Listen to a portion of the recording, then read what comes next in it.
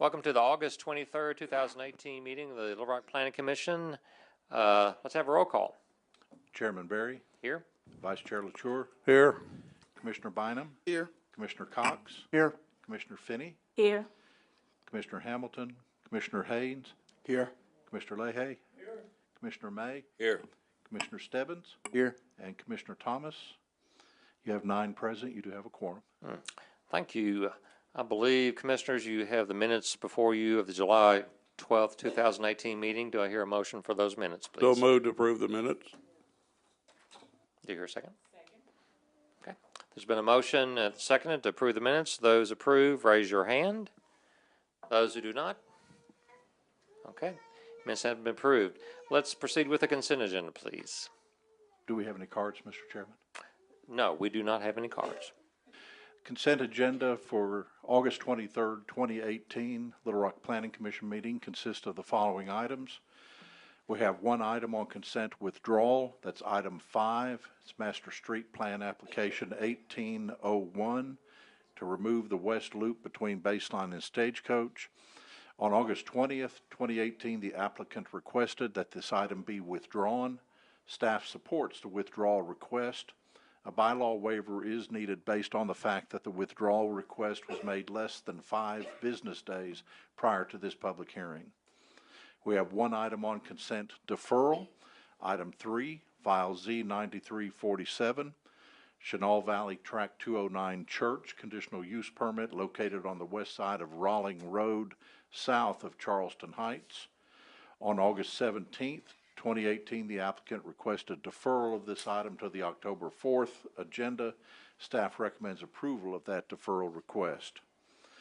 On consent approval, we have item 1, File Z9345, Emmanuel Outreach Church Ministries, conditional use permit located at 1123 Welch Street. Staff recommends approval of this requested conditional use permit subject to the following conditions. The first being compliance with the comments and conditions outlined in sections 4, 5, and 6 of the agenda staff report. Second, that the hours of dumpster service, should one be installed on the property, are to be limited to 7 a.m. to 6 p.m. Monday through Friday. And as a note of correction on this item, in the agenda write-up, it states the building is 60 feet by 40 feet. It actually is 60 feet by 100 feet. That was a typo. Also on consent approval, item 2, File Z9346, King Accessory Dwelling Conditional Use Permit located at 4301 Franklin Street in College Station. Staff recommends approval of the requested conditional use permit to allow an accessory dwelling subject to compliance with the following conditions. First, compliance with the comments and conditions outlined in sections 5 and 6 of the agenda staff report. One of the 2 dwellings must be occupied by the property owner as required by Chapter 36, Section 36-252A3. And third condition is that the single-wide mobile home, manufactured home located off of Company Street, which has been used for storage, may not be reoccupied as a dwelling. Item 4, File Z25222, West 5th Street, West Capitol Avenue Street, name change to West Capitol Avenue. This is located west of South Rodney Parham. Staff recommends approval of the proposal to change the name of this portion of West 5th Street, West Capitol Avenue to West Capitol Avenue. And lastly is item 6, which is Land Use Plan Amendment 1801. The East Land Use Plan Amendment Package located east of 530 Union Pacific Railroad. And Mr. Malone is going to give a brief presentation of those amendments. We'll continue with the consent agenda.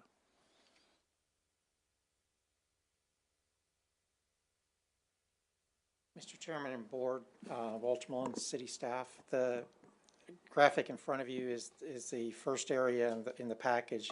It's immediately south of the state capitol. It's owned by the state of Arkansas and their state office buildings, and so the proposal is to change the land use plan from commercial to public institutional, since that's what it is.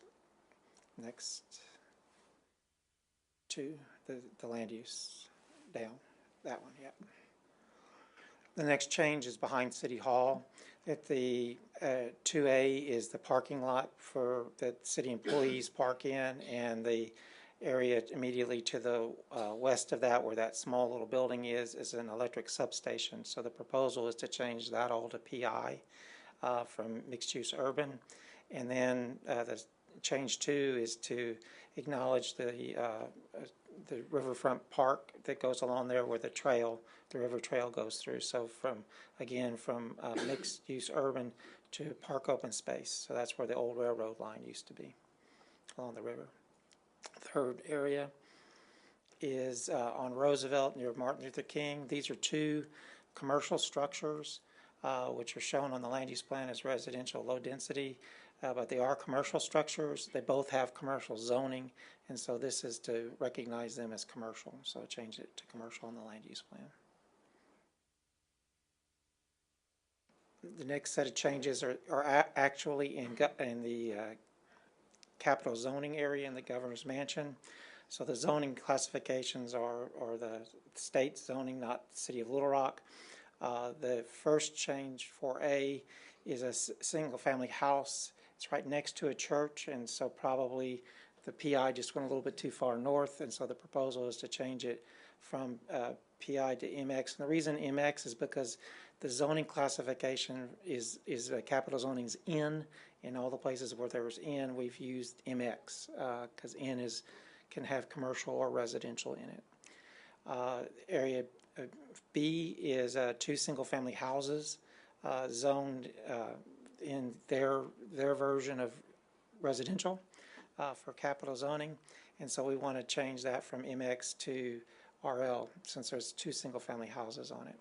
The area C, north side of Roosevelt, is both commercial and single-family uses. It's capital zoning in again. So rather than residential high density, which is basically multifamily, change it again to mixed use, which is again what we're doing for all the capital zoning in areas. That's the next area. This is just outside College Station. Granite Mountain, or actually probably part of Granite Mountain, but just outside the city limits.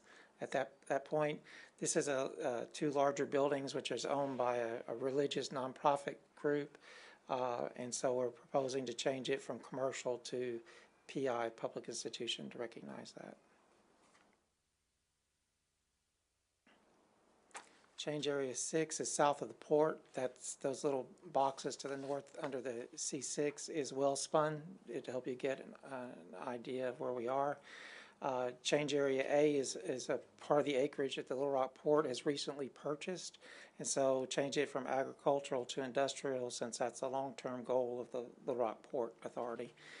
Area B is owned by the federal government. It's part of the radar installations for the airport, and so to recognize it as PI for that purpose. And then the uses, the uses on the south side of on the east side of Fraser Pike to the, would also be changed to industrial. That's two separate private owners there from agricultural. And then the area along the river by Wellspun that's shown as PKOS. Right now, Wellspun has always wanted the option at some point in the future to potentially have some sort of port-like facility along the river. So we do away with the PKOS and show it as industrial.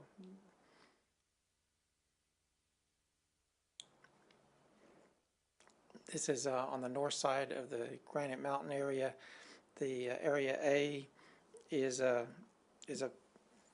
public, quasi-public use that provides services to the community. So PI is the better use. It's still owned by the school district. It's an old school. If you lived here several decades, you may remember it at one time of being a school, but it's been its current watersheds there, and that's where its primary use has been for a decade or two. So PI for that. Across the street is an apartment complex. It is zoned commercial. That's why it was C, and at one time it did have commercial buildings on it, but it's an apartment complex that's only a decade or two old. So we want to show that as residential high density, recognize what's on the ground. And the final change area is down near Dixon Road. The first change is to continue the PKOS strip. That's in between the mining area and the non-mining areas, north of the high school and middle school there off of Dixon Road. So that's where we are. That's an area where there is active mining, and the mining companies have been acquiring additional property in that part of Pulaski County. This is outside the city limits. And then the second change is a church that's on Dixon Road, and so it's to recognize the church and its related buildings that's on Dixon Road there.